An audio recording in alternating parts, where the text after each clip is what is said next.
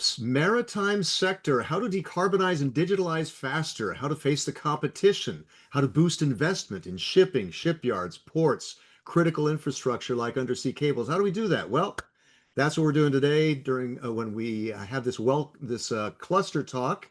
It's part of a series organized by the European Cluster Collaboration Platform, ECCP, representing 1,500 organizations on behalf of DG Grow at the European Commission. Got a lot of great guests today. Let's start with the agenda. As you can see, great guests. We start with Nina talking about cluster news. Then we have a presentation on the EU Maritime Industrial Strategy and the upcoming consultation. Then the panel debate and funding opportunities. Tech tips. Your questions, you can hit the button to raise your hand, but you also put your questions via the Q&A button at the bottom. There's also a great chat button. The Slidos are very important because we're going to be tapping your brain on some questions related to this. QR code or use the hashtag EU Clusters Talks. Let's see. And also, if you have any hear any great things we talk about, please cast it wider with the hashtag EU Clusters Talks. This will be recorded, and the recording can be watched back on the ECCP platform. You'll also see a lot of slides, and those slides you can review as well on the platform.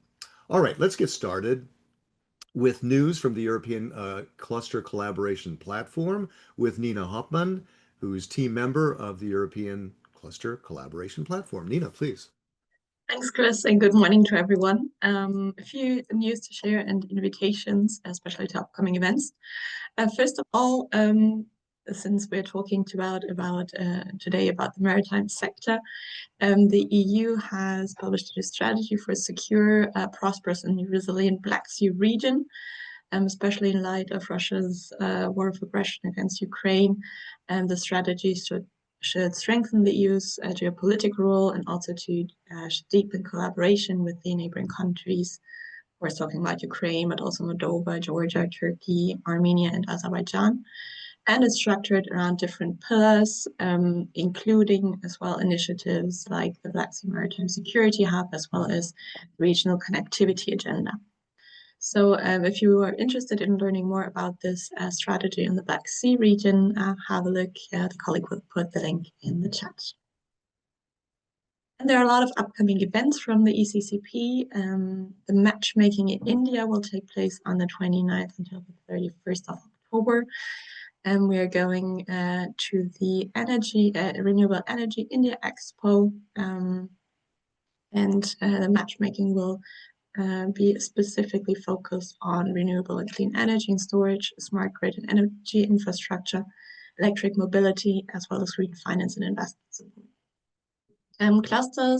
EU clusters can get reimbursement for the travels, covering the travel accommodation registration for the conference, but SMEs can also participate at their own expense to come with us for the matchmaking to India. We have another matchmaking taking place in Taiwan on the 21st until the 23rd of October. This will be in Taipei on site, held in the context of the European Innovation Week and alongside the Titronics and AIoT Taiwan event, focusing, as you can imagine, on AI, robotics, but also to sustainable energy, semiconductors, and circular economy. And if those two countries are not for you, maybe you would like to go to Vietnam, which will take place in the beginning of November on the 4th until the 6th. There we're going to go to the Vietnam Industrial Manufacturing Fair. So the matchmaking will be on advanced manufacturing and industrial innovation.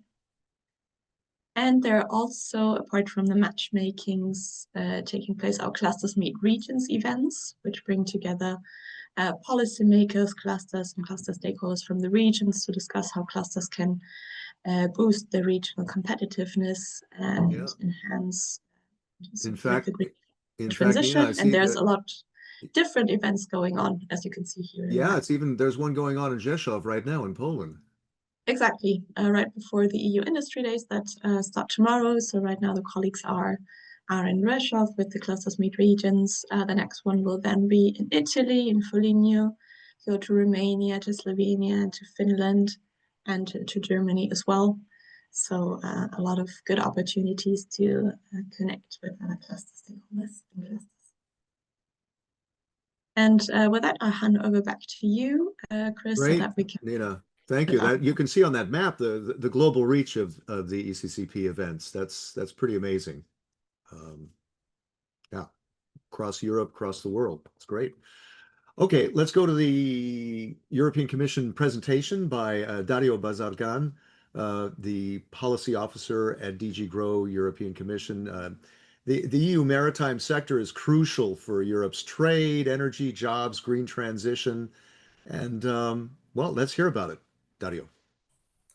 Thank you. Thank you very much, Chris and Nina, and good morning to all. It's really a great pleasure to start this day in such a fantastic way by indeed talking about the maritime industry and the upcoming maritime industrial strategy. And as Chris said, indeed, I work for DG GROW, which is the Director General for Internal Market, Industry and SMEs, and we are co-responsible with colleagues from DG MOVE for the development of this initiative under the political leadership of Commissioner for Sustainable Transport and Tourism, Apostolos Tzitzikostas. So indeed, let's start with some background for you to understand the policy context and also our initial thinking and expected line of direction. So this strategy is based on a mandate stemming from the mission letter of President von der Leyen to Commissioner Tzitzikostas,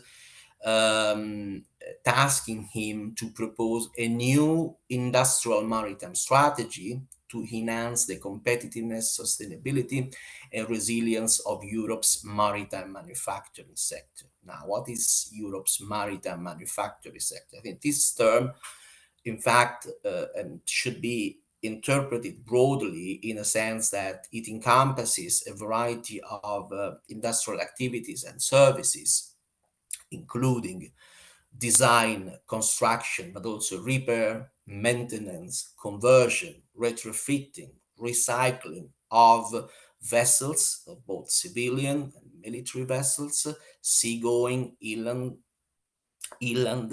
vessels, as well as boats, platforms, and any other surface or underwater structure. So it should be, first of all, from the manufacturing perspective, interpreted in such a broad sense, really to encompass this wide range of activities.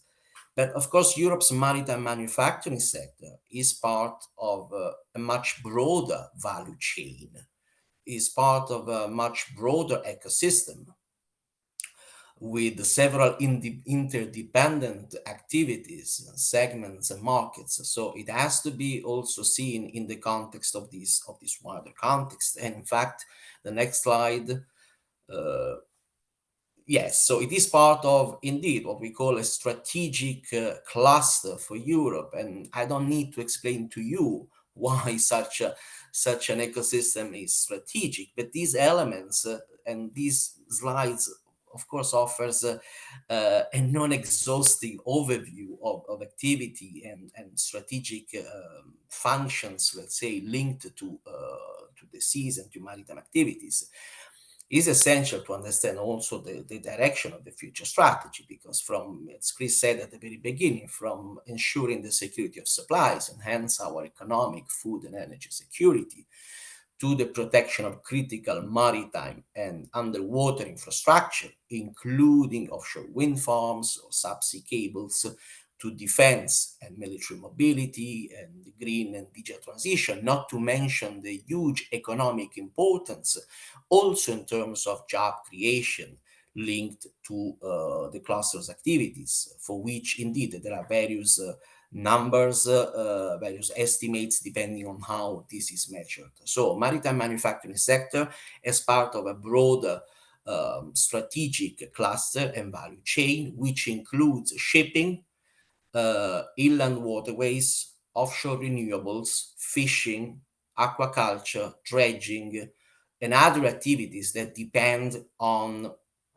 clean uh, vessels, equipment, and technologies. So the strategy is going to focus on the industrial and technological dimension linked to the maritime activities, as well as on key parts of the value chain, including shipping and inland waterways and other blue economy activities.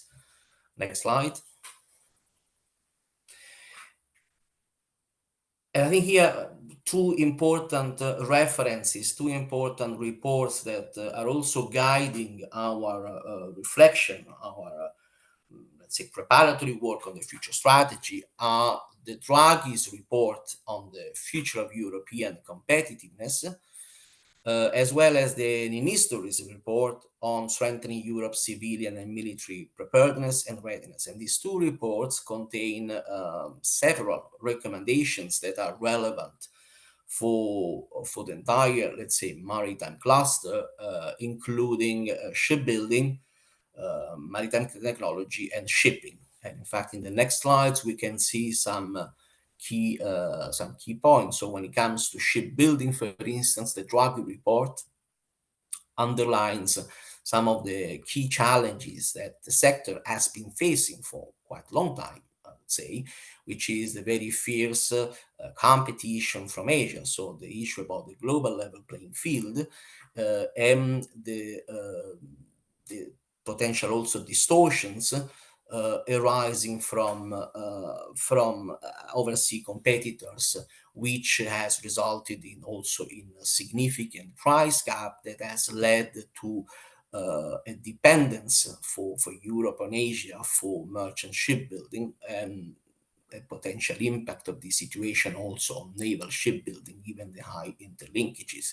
So Draghi's report is putting forward a number of recommendations with the objective, when it comes to shipbuilding and to European shipbuilding, to maintain the current industrial base in complex and value-added ships, but also to regain leadership in some segments, as well as gain global leadership in emerging blue growth markets, such as offshore wind vessels.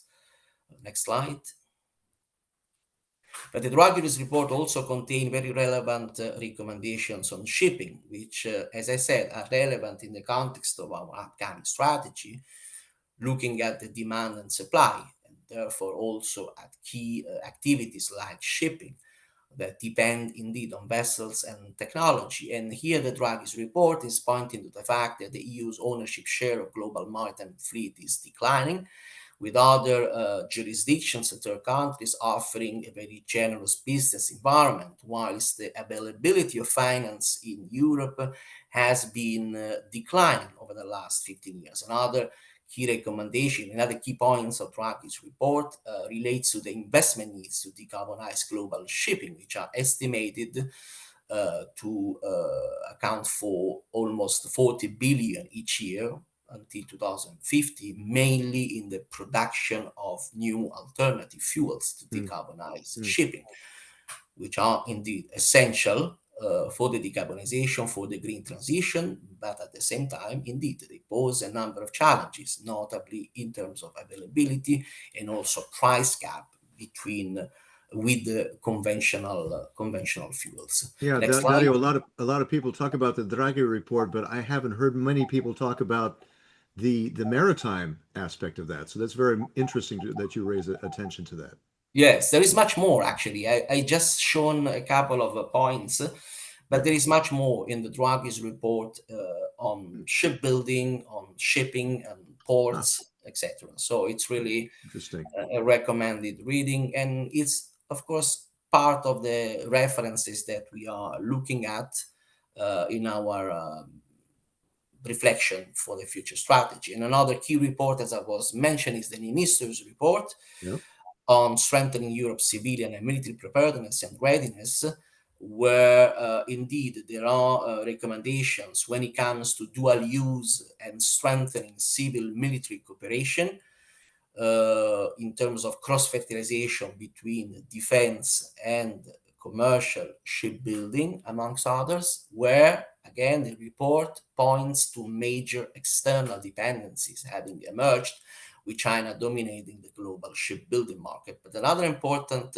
also point in Inisto's report relates to the underwater dimension, to the underwater security dimension, because we know that more than 95% of global data, global internet traffic between continents is carried by undersea cables, which then poses an issue of securing the resilience of these critical infrastructure, which then calls indeed for dedicated capacity, repair and maintenance capacity, and hence specialized vessels to maintain and repair these critical infrastructure. And this point has been picked up already in another important initiative that is also relevant for our future industrial maritime strategy, which is our recent cable security action plan that we published in February, which, amongst others, also recommends the setup of an EU cable vessels reserve fleet.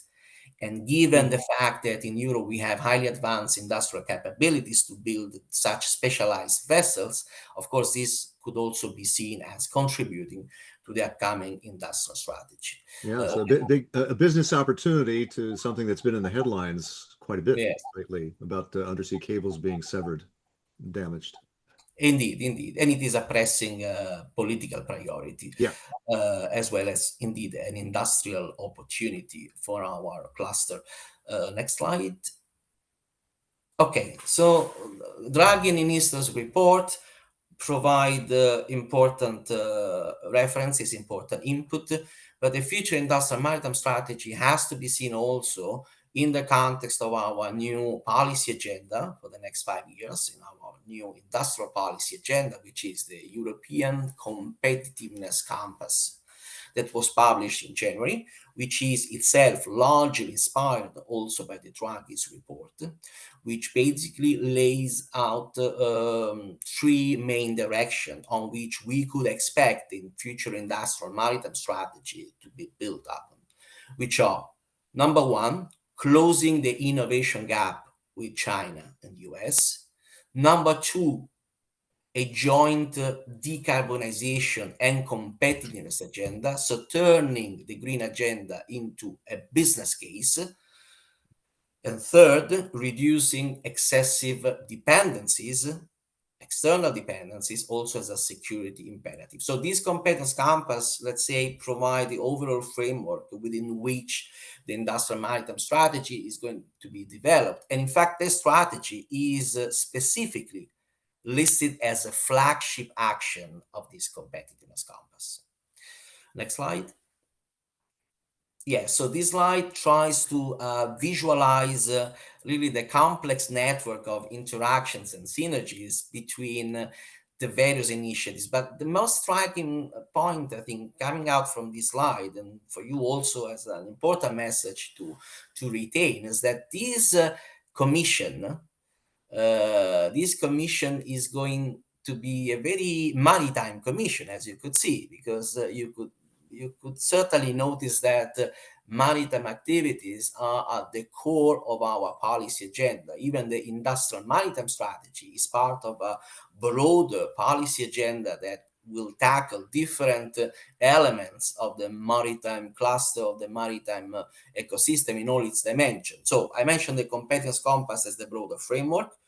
Pillar 2, which is the joint decarbonization competence agenda. Under this pillar 2, the industrial maritime strategy and the EU port strategy, which will be a separate initiative closely linked, are two flagship actions. And of course, the port strategy will focus more on the competitiveness, energy transition, and security and resilience of ports and port activities, with the industrial maritime strategy more focused indeed on the maritime industrial and technological base, including shipping and other key parts of the value chain. And there is another initiative that is upcoming, that will come before, which is the Sustainable Transport Investment Plan, which will have a strong focus on the uptake of clean fuels, including and in particular for waterborne transport. And all these initiatives have to be seen in the context of our Clean Industrial Deal, but also on the EU Ocean Pact, which is also another major policy initiative aimed at coordinating strategically all ocean-related policy, whose publication is imminent. And all these initiatives are linked to a number of other initiatives, some of which are upcoming, some of which have been adopted in recent years, from the Defense and Industrial Strategy to the Cable Security Action Plan, offshore renewable, wind power package, maritime security strategy, and also the upcoming revision of the Military Mobility Action Plan. So again, to emphasize the fact that the maritime cluster is and will be really at the heart of our of the next 5 years of our policy agenda. Next slide.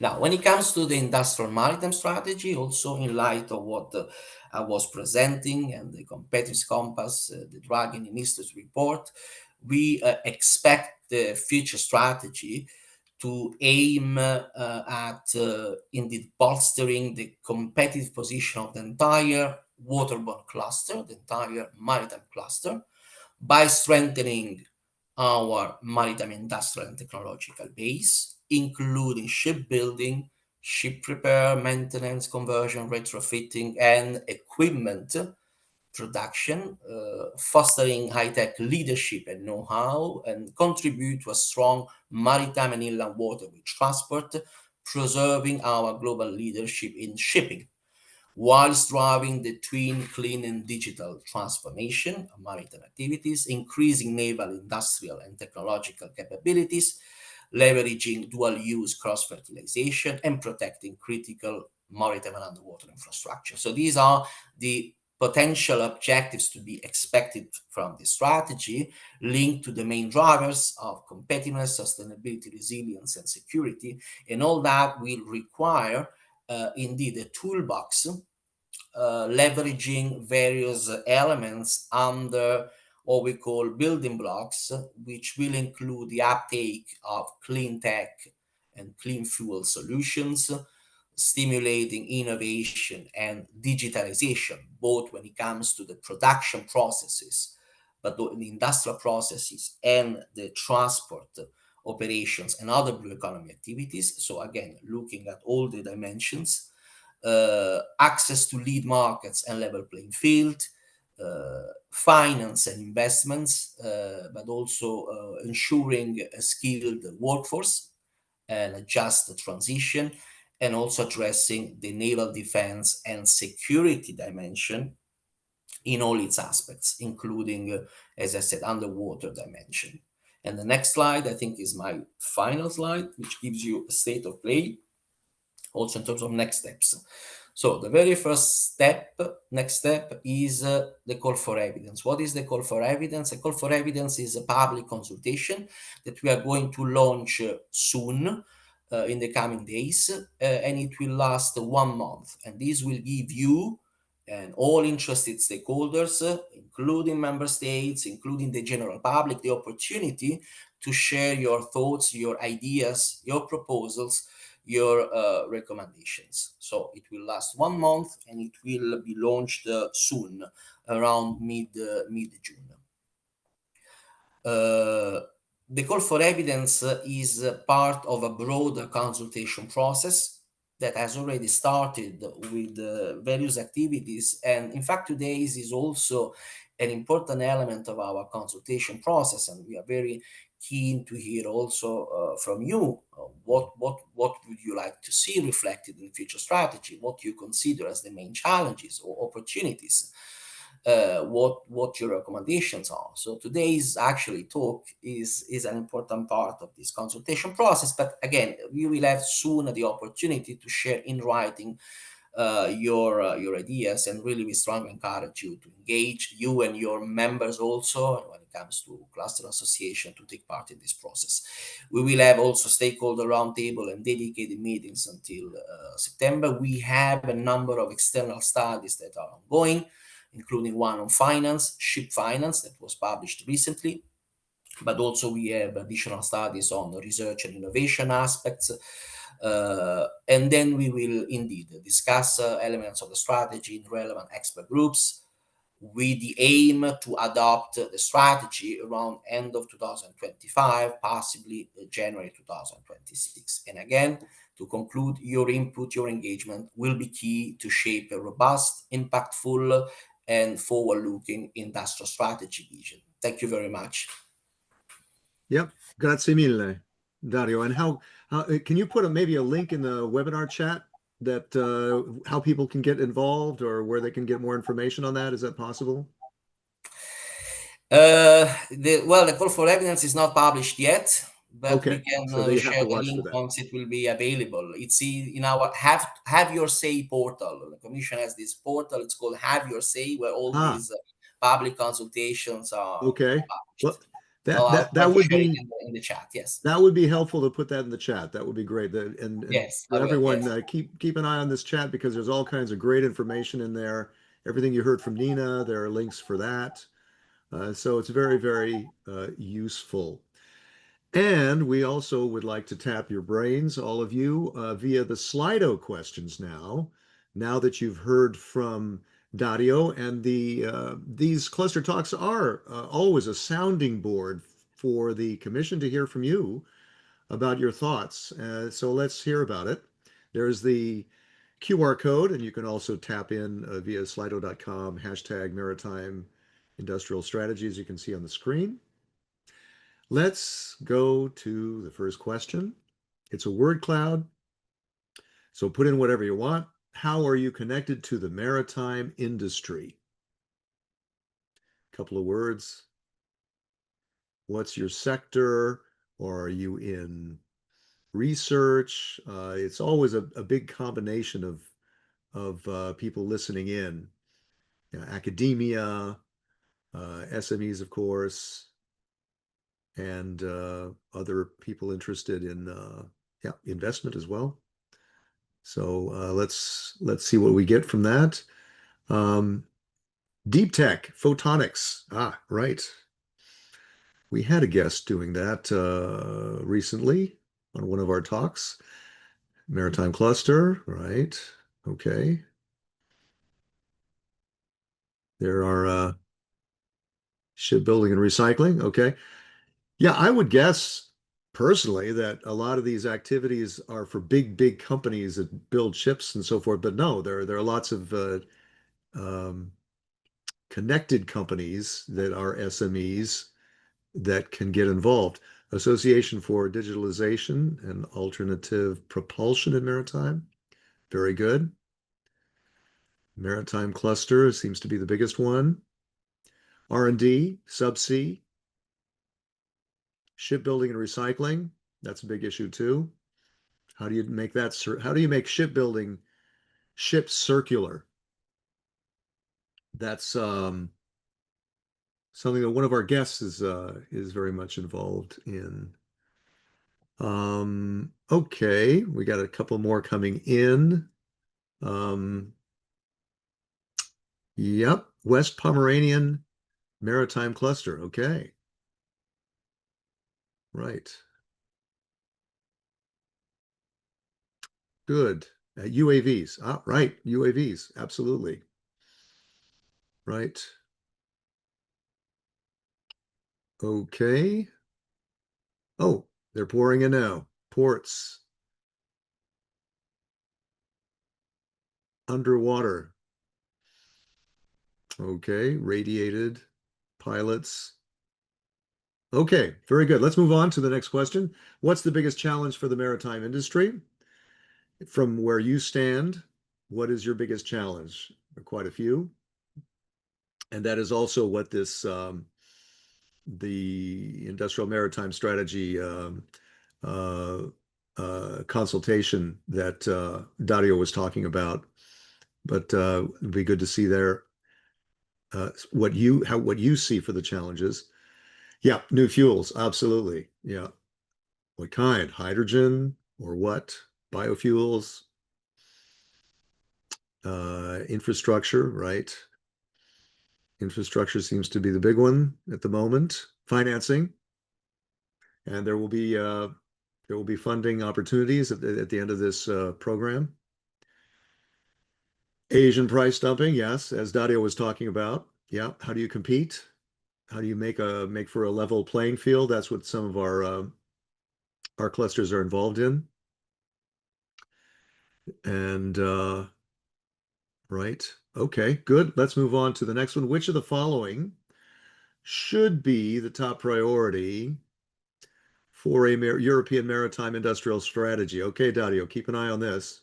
Maybe I can tap your brain. Dario, can you, when we see things coming in, if you can comment on it? I guess all of them are important. Um, okay, don't all jump at once. Here we go. All right. Strategic autonomy, fair competition. Those are the two things mainly on people's minds. Competition and strategic autonomy. Those are probably the two priorities for the commission, right, Dario? Indeed, as I said, these are, of course, the key areas will be part of the strategy, and they are the Yeah. northern part of our thinking. Yes. Yeah, it's tricky too, because how do you enforce that? How do you pursue that while trying to maintain good trade relations with your partners, with your third country partners? Not It easy. is. In fact, it will require different instrument, different actions. So we have to really exploit the full palette of instruments, if Yeah. necessary, also for new instruments. Yes. Yeah. Also in this time of tariff wars, how do you deal with that? It's a Yeah. moving target. It's not It easy. is. I mean, we will not go for any protectionist agenda because we believe it will be No. counterproductive. So protection is not the solution, but at the same time, we need to foster the resilience. We cannot be naive. So we No. need also to protect our industries from unfair competition and ensure Yeah. this level playing I field. guess not protectionism, but trade defense, right? Yes, It's a correct. okay. All right, that looks good. So fair competition seems to good, good. Let's move on then now to the panel debate. We're running a little bit behind. Let's start with Leo Budicin, project advisor for VDMA AMT. Can explain that. That's the AMT is the Advanced Maritime Technology Platform of the VDMA, which is the German Machinery and Equipment Manufacturing Association. And you're focused on automation and digitalization in maritime shipping. Maybe Leo, you can talk about first of all what projects, what concrete initiatives you have on alternative fuels and new technologies. Can you talk about that? Yes, of course. Well, first of all, good morning to everyone. Thank you, Chris, for the invitation, and thanks for the European Cluster Collaboration Platform for having me here today. Welcome. I would just like to introduce myself quickly. As it has already been said, my name is Leo Budicin, and I'm very pleased to represent today here the Platforms for Advanced Maritime Technology, or shortened AMT, that acts within the VDMA. For the one that don't know yet, VDMA is the biggest European association and the most important voice of the machinery and equipment manufacturing industry.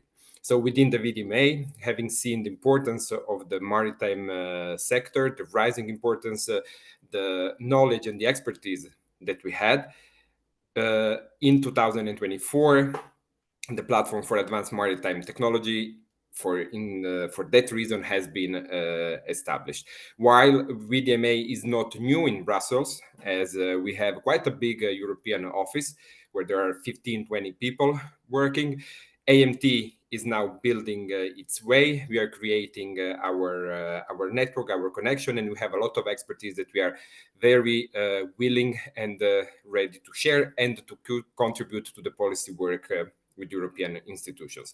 So first of all, of course, the question is very simple but essential. What do we do at the AMT, and why does it matter today? Well, we have a quite clear objective, which is the transformation towards digital, autonomous, and sustainable shipping. Our aim is to bring, or what we do is actually bringing together companies along the whole value chain, from technology providers to users, from engine makers and automation specialists to propulsion innovators. And we at the AM team, together with our members, we have our own shared goal, which is a future-proof maritime transportation. And in this sense, AMT serves as a technological platform for cutting-edge solutions, a connector of industry actors working toward a sustainable and maritime future. And last but not least, we want to be the policy voice of our association and of our members in Brussels, while harmonizing also what is done at the European level with what is done in London at the International Maritime Organization, the specialized UN agency. So for us, our mission is quite simple. It is to foster digitalization, automation, alternative propulsion, and of course, emission reductions. Can you give a concrete example of that? Yes. So, for example, what we are doing right now, one of the many projects I would say that we have is we are creating e-learning course, training modules for the handling of alternative fuels on board on vessels. We know that alternative fuels and new technologies are being pushed on board on vessels.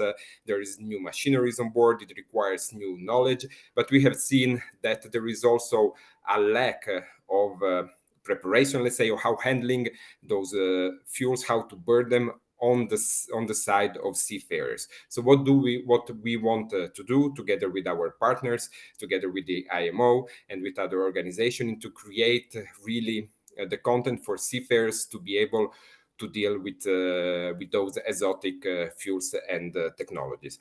This is on one side. Then on the other, we focus very much, as you have rightly mentioned before, Chris, on digitalization. And here we want to really we have also prepared a paper, and what we want, the message that we want to push to put forward is that we want to see the ship or the vessel as a system of systems that interacts with them. There is integration and not of separate system of boards that create confusion and more burden for the one handling. Okay, how about a concrete example of that? Excuse me, I didn't hear your question. A concrete example yes, of that. Yes. So now we have on board different systems that are not always integrated one with another. We have a system that follows one specific data on board, one regarding fuels that might have its own separate system or software on board. So you might have also many screens that someone that manages a ship needs to follow. What we want to have is that all this to have it more integrated. More straightforward, right. Yes, and much easier to follow. But this comes also, the beginning of all that is also, and what we really put a lot of emphasis to standardize the terminology. Because if you ask around to different stakeholders, for example, what does digitalization mean? Or what does real time mean? Probably you won't have only one answer. There will be different answers to the same question. So before also getting deeper into things, we want also to start with those simple standardization. and I think it has been also mentioned before by the Commission representative when he talked about what does actually the Industrial Maritime Strategy, what is the interpretation. Well, we do think that is the right way to start, also by defining things. Maybe I would, if you allow me, Chris, maybe have just a few remarks. Well, can I come back on that, because I need to move on. Let's move on to Laurence Martin, Secretary General of the Federazione del Mare, which is also part of the European Network of Maritime Clusters. That's 11 national cluster members, including the Federazione. You're working towards a European maritime level playing field. We're talking about competition, a single European maritime cluster. Can you talk about competitiveness? How can the EU strengthen the global competitiveness of its maritime industry and through what you're doing, Laurence? Thank you very much. And first of all, thank you for the invitation. It's really important for us to be here today with you. I must say that for the first time for decades, the industry, maritime industry, and the European Commission, we are speaking the same language. And I think that maybe it is because in the European Commission, and now I'm speaking to Dario, we have for the first time, we have people that know what they are talking about. They know the industry, they know the shipping industry, they know most and the shipyard and the shipbuilding industry. And I think it's important that those who are at the moment committed to write what is going to be the vision, the strategy and action plan for the decades to go for the maritime. This is very important. And I would say that I was very happy this morning to hear that the European Commission is going to be maritime for the 5 years to come. And I must say that it was high time for us because if we take into consideration the past mandate, the first mandate of President Ursula von der Leyen with the European Green Deal, you probably all know that from the industry, maritime industry, we had some voices saying that this was a very ideological approach. So for the first time, and as Dario Barzagan said that, for this year, we know that the European Commission has a plan from a sustainable blue economy, the famous concept of sustainability for the blue economy in 2021. Now we are moving to competitiveness. If we take into consideration the 3 dimensions of sustainability, environment, social, and the economical dimension, now competitiveness is back. Okay, so can you competitiveness? Can I come back to you then? And can you tilt your camera down just a little bit, because we're losing you. You're sinking. Much better. Okay, good. Competitiveness. For the Federazione del Mare, what is one competitiveness issue that you can mention that it needs to be addressed on an EU level? Well, I would say 5 things. It's strengthening competitiveness, that is enhancing sustainability and resilience in European maritime manufacturing. Specifically, what does that mean? What do you mean specifically? Give me a concrete example. Competitiveness, sustainability, and resilience means that for shipping industry, for example, as it has been said by other speakers this morning, we have to invest in industrial capacity for clean shipping fuels. Yeah. And I think that we do agree with the European Commission that at least 40% manufactured in Europe. That is, I would say, scaling up the production of low and zero carbon fuel for shipping, and strengthening its value chain under the EU Clean Industrial Deal that has already been approved. And I would say also invest in industrial capacity and innovation for green and digital technologies here too. And as it has been said, I think we are all speaking the same language. What I say, that is ensuring access to finance is really key. because we need to have ensure access to adequate public, but also competitive private financing in the EU.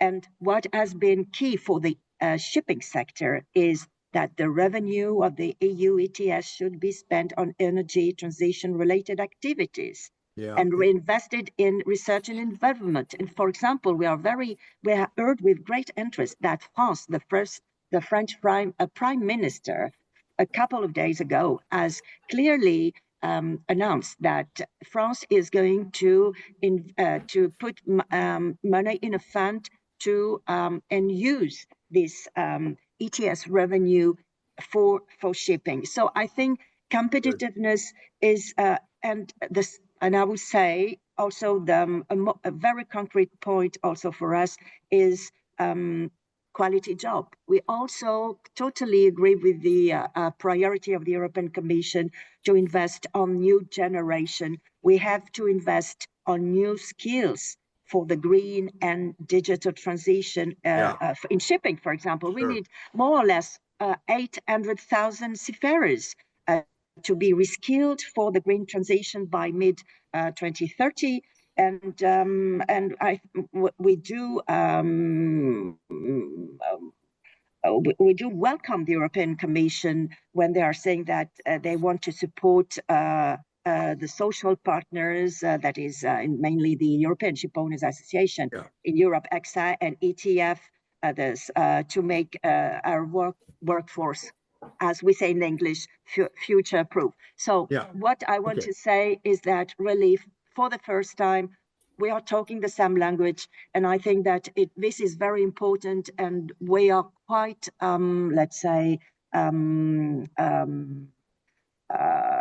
confident that we are moving on the right direction, because really, as it has been said, ensuring Europe's security is something that needs a strategic shipping sector and a strong green and digital, let's say, maritime industries. Okay, thank you. Good. I think hopefully there are some questions that are going to arise in this. Thank you, Laurence. And please do keep in mind the Q&A button at the bottom of the screen. Yeah, and watch everybody watch the chat as well, because there's a lot of good information coming in there. Let me move on to Lothar Hartmann, Business Advisor at Enterprise Europe Network. That's a EEN. That's a support network of SMEs with international ambitions. It was launched by the European Commission about a decade and a half ago. You're also with TUTEC Innovation, the Hamburg University Technologies subsidiary for knowledge and technology transfer. Perhaps from you, we could find out about what lessons you've learned in that experience. What have you learned so far? What support mechanisms have proven the most effective? Thanks a lot, Chris, and thank you so much for always trying to boil it down to the concrete things on the ground. That what can we do? What can SMEs do? What can the industry do to reach all these goals that I think we fully understand, and we have the same language. We have the same goals. So I will try to give you a brief overview of how the EEN, the Enterprise Europe Network, can help you, help your clients, help your regions to move towards these goals. For example, we have this platform here. I'm sharing it in the chat. It's called Partnering Opportunity Database. And if you type in the keyword maritime, you will find a bunch of profiles from almost all over the world, mainly from European countries, but also from associated partner countries of the EU. And in these profiles, there are... Is that this link you just put into the chat? Yes, exactly. It's in the chat. Okay. And there you find concrete examples of innovators, of companies that build new stuff, new technologies, new fuels. And you can reach out to them. The profile itself will be anonymously, so you have to go through some advisor from the client's region some advisor like me, and then you can get in touch with these innovators and try to connect them to your region. If there's, for example, a big company that would like to get to know more, to learn more about this new innovative technology. Just as an example, we have other buttons on the same website. There's the button local contact points, where you have the map, the overview of our network. And what is important to mention, the network itself is structured within the ecosystems, the industrial ecosystems. And I'm here representing the Maritime Industries and Services sector group. So in this sector group, we have around 50 colleagues from all coastal regions in Europe. So this is very interesting because we can leverage this particular network and this infrastructure to reach out to regional established companies, but also to regional innovating companies, to regional R&D institutions.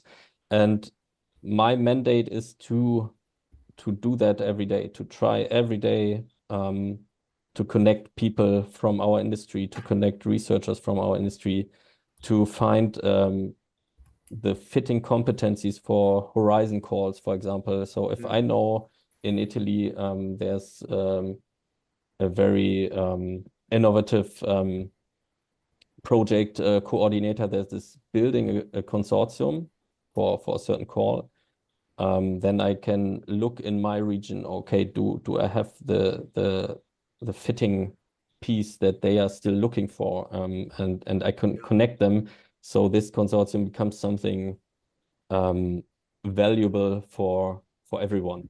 Yeah, in So fact, we are not as you had recently an event, because you have these exactly, different yeah. events to connect people, like you're talking about. And we made reference earlier about the circularity of shipping, of ships. Yeah, And thanks, Chris, for mentioning that. yeah, I That's saw on an LinkedIn you said, what if the entire life cycle of a vessel would be circular? And you exactly. had So that a is a sustainable solutions match, like there was like a pitching, everybody was pitching their solutions, right? What they're doing. so yeah, that's a very good example. So we try to find these topics that are relevant for our industry, but also relevant for innovators on the ground, and we try to bring them together. In that case, it was a matchmaking event, an online matchmaking event, where we try to bring innovative companies together along the whole value chain. So from the design of a ship, from the planning, from the shipbuilding until the recycling.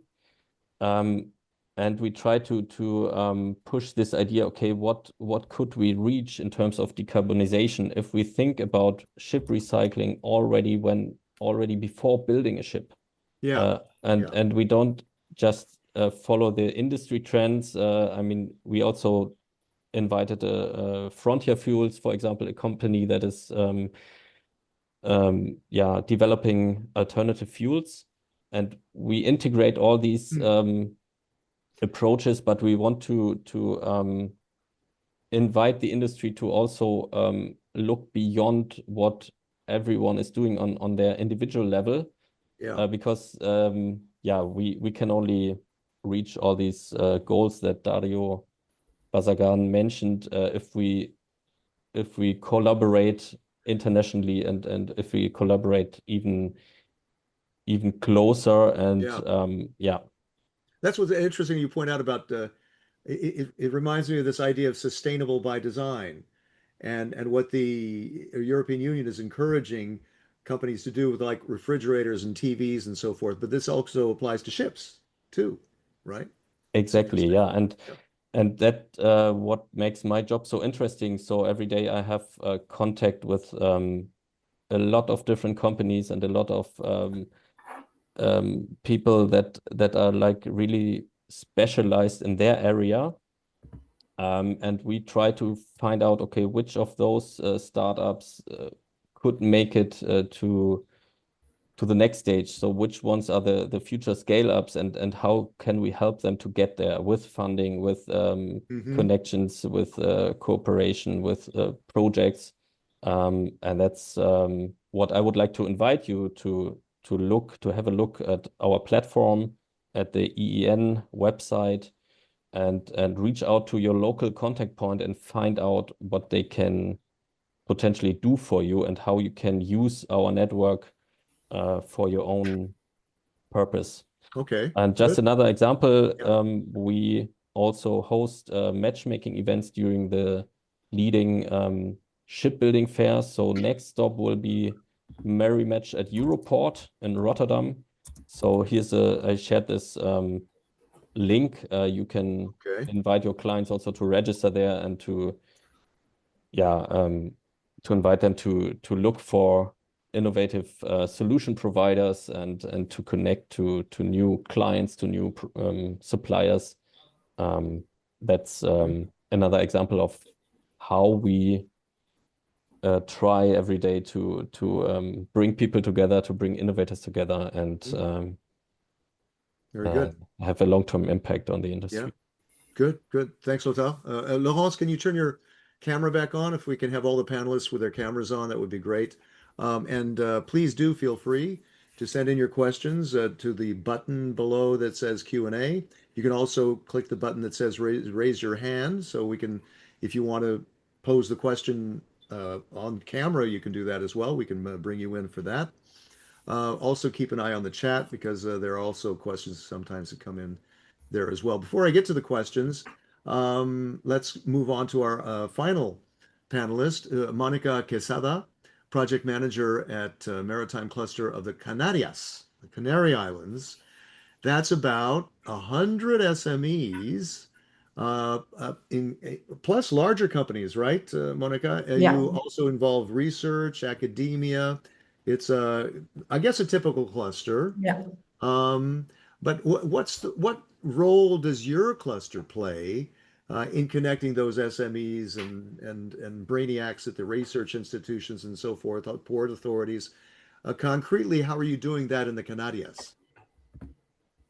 Thank you, Brice. Thank you, Nina, for the opportunity to be here with all of you. And we are in Canary Islands. We are an outermost region from the European Union, and we are far away of the mainland. And this is allow us a specific strategy to be more competitiveness in these zones. The outermost regions have a unique blue economy potential thanks to our large exclusive economic zone, which account for more than a half of these zones in the EU, and our rich marine biodiversity making us a unique biodiversity hotspots in the Union.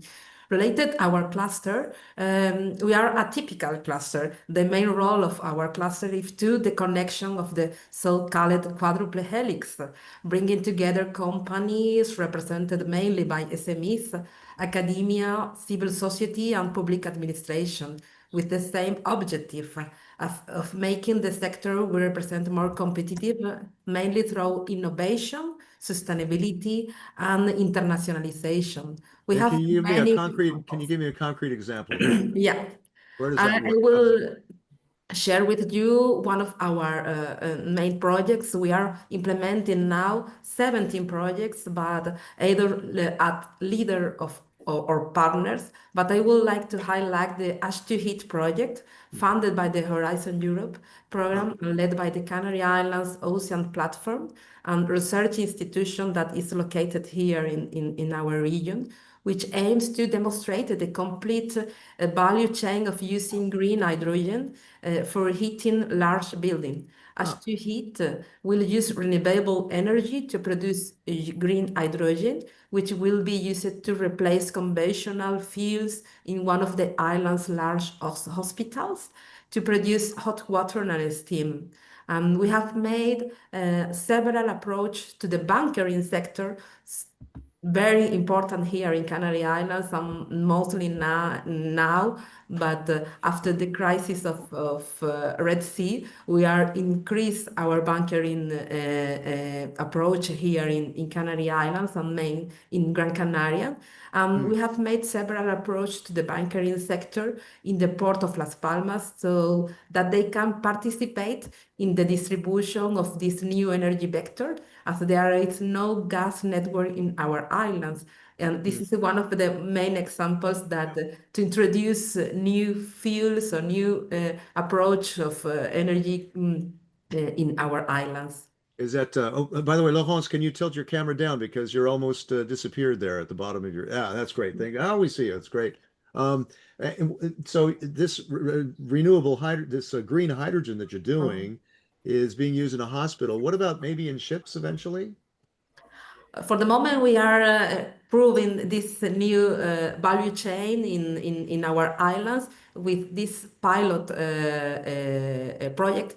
But we are very interested in new fuels because ships must be more sustainable, and shipping companies will have to choose the best option for them. Electric ships, biosynthetic fuels, sailing is another type of approach, and which means that ports will have to adapt. Which ones will be chosen by the majority? This is the most important challenges we face because us, we are in front of Africa, and we are a very good hubs of ports in North Africa that can be also a very specific chosen to this kind of energy, and we need to have all this in mind. Okay, good. You're welcome to everyone. Welcome to send in your questions in the Q&A at the bottom. Let me move back to Leo and ask you about what challenges you face and how you're trying to overcome them. Can you give them one example of that in dealing with challenges and helping your members overcome a challenge? Yeah, well, I think that one important challenge that is very much linked also to what the Commission has said before is that the waterborne sector is, due to its international character, regulated on many different levels: international, European, regional, national, but also local. So very often this causes fragmentation, and so that's why we do need a coordinated approach in order to achieve the policy objectives, also the one that will be set by the new EU strategy. One important thing in that, what I wanted also to come back to, also the presentation had been before me, is that decarbonization is important, absolutely, very much, but the focus cannot only be on green ships, but also on the industrial ecosystems and the technologies that make them sail. This means that decarbonization should go hand in hand with technological neutrality. We have viable fuels already out of the market, on the market, and propulsion technologies, so methanol, ammonia, hydrogen, hybrid electric propulsions, and they should receive a fair regulatory and financial support. And this is something that we see that should absolutely be taken into account in the new strategy, but we are very confident that this will be the case. So then, is it access to finance is the main thing, or well, first of all, as I said, the technological neutrality of fuels and the new technologies that are available, and then also to have them financially supported. Yes, absolutely. And then we hear very much about ship owners, about shipyards, and this is absolutely something we agree on. The EU port strategy will support that very much, but we should not forget the support for the marine equipment suppliers. They are crucial in our sector, and so this should also be very much reflected in the strategy. And last thing that I just wanted to mention that has been also brought up by Laurence before, the reskilling and the upskilling of the maritime workforce. It is also something that I mentioned before, our alternative fuel training modules. We do need that. New technologies implies also a reskilling and an upskilling of the workforce, of the seafarers, and we are looking very much forward to see that reflected in the new strategy. Okay, let me move on. I have a question from actually Mike Schmal, who works with Dario at DG Move. And Mike, you're asking what would be your top priorities for the EU Industrial Maritime Strategy? That was part of the. Let me move on then to Laurence. What would be your priorities? Give me a couple of them for the maritime strategy, industrial maritime strategy. The priorities, I think, have been quite, already voiced by for the maritime, the shipping sector by EXA a couple of weeks ago. There are, let's say, 5. Strengthening competitiveness, and I already detailed that.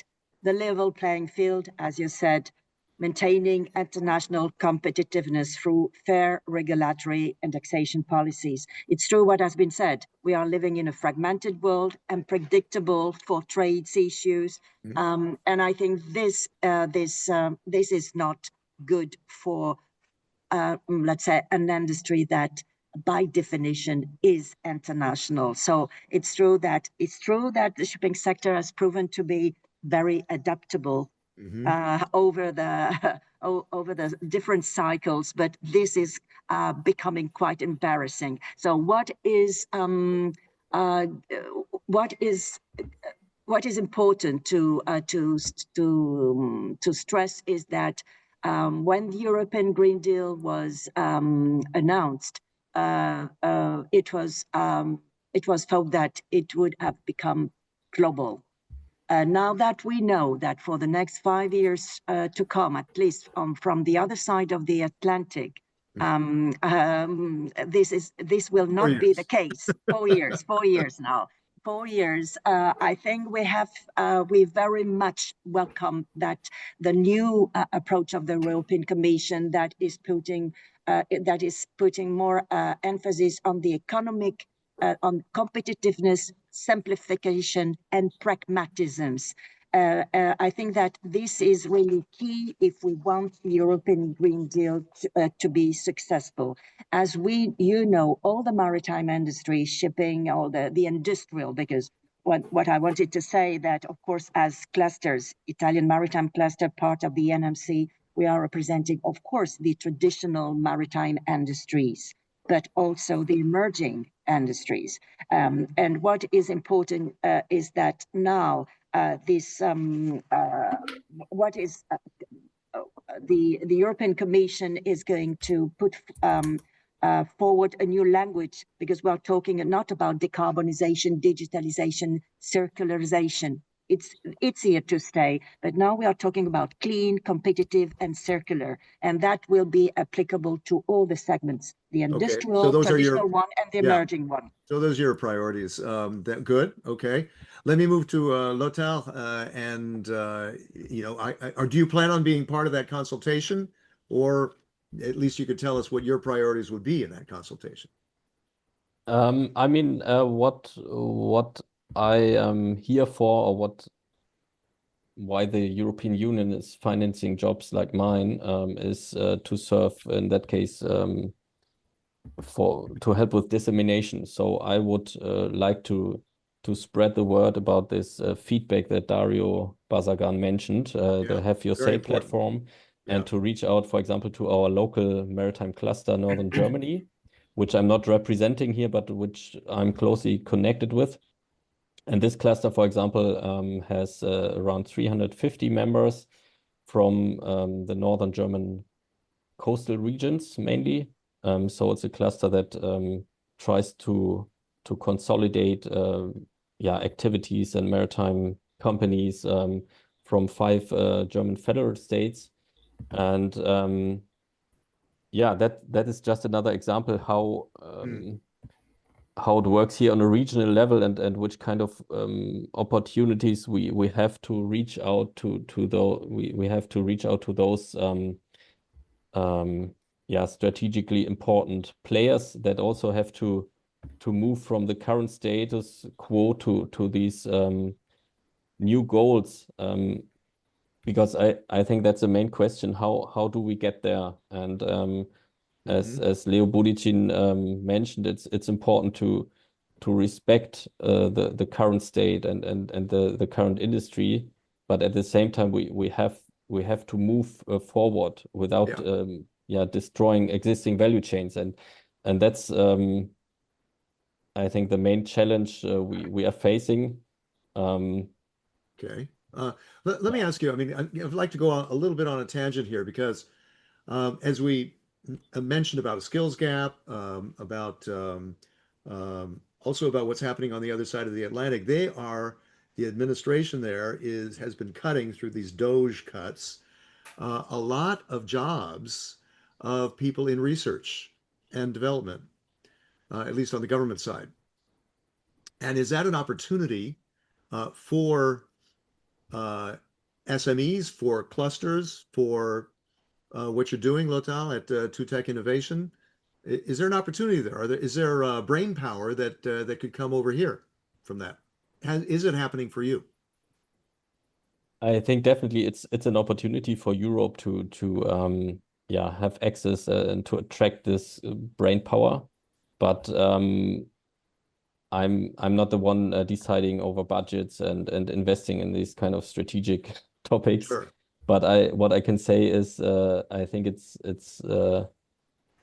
worth to do that on a European level, and I would like maybe to pass that question on to Dario or to someone closer to the European Commission than myself. Well, I mean, maybe Leo might have an idea on that too, right? Right?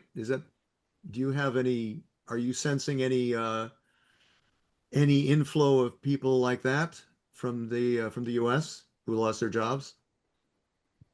Well, I don't know if directly with from the US, but it is definitely an opportunity for Europe itself. It is an opportunity to what has mentioned Dario in his speech when it comes, for example, to the shipbuilding sector and the vessels that are not now entirely produced in Europe. So there is now a big opportunity to have. Not related exclusively to the US. There is also big competition for China that goes the same for ports. But there is a big opportunity to regain our sovereignty and also our industrial power, and to start, for example, with, again, we have seen in the decline of European shipyards across Europe. I could talk about it when it comes to Croatia, for example. We had a quite strong industry, but to be able now to build the full vessel from the beginning to the end in Europe, which is not really the case at the moment.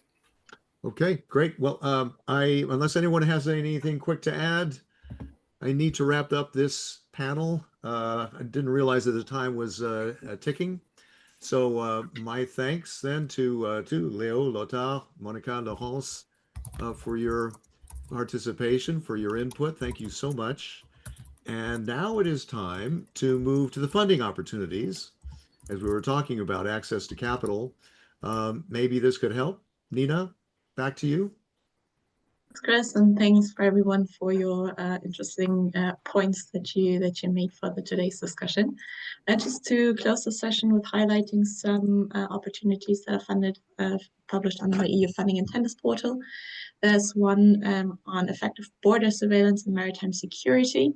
Here the call aims to have innovative, modular and scalable solutions to improve their border surveillance and maritime security, especially looking into enhanced real-time surveillance, situational awareness, but also to improve decision-making in response in critical sea and land situations. And the deadline for this call will be the 12th of November and published, as I said, on the Funding and Tenders portal. You will have the link in the chat. Then there's the other call that is called Water. So this aims to establish long-term impact-driven partnership to foster innovation, education, and business creation across Europe for challenges that are related to water systems.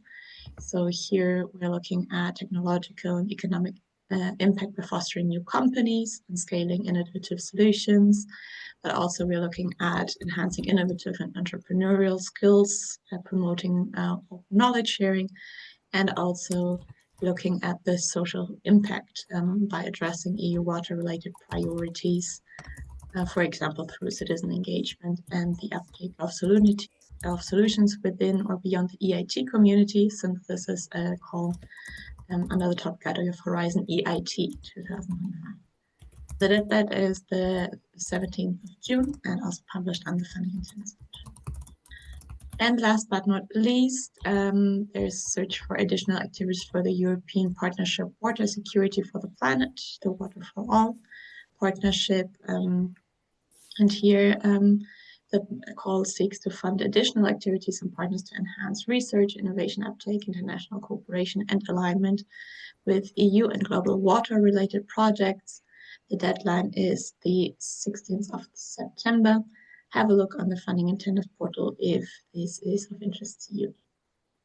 And those are the 3 calls. There are more on the Funding and Tenders portal. Have a look and see whether any of you could be relevant for your project. Great. Thank you so much, Nina. Thank you. That's all for now on the EU Cluster Talk. Maybe make sure to register for the next round over there that you see on the screen. Register for the Cluster Collaboration Platform. And you can continue the discussion online in the LinkedIn discussion group. There you see the link right there. And keep in mind, hashtag EU Clusters Talks for anything you heard today. Cast it wider. This has all been recorded for playback. Slides are available on the ECCP platform. And there you see all the links. And yeah, there we go. All the social networking. Social network like a beast. I'm Chris Burns. Thanks so much for being with us. See you next time.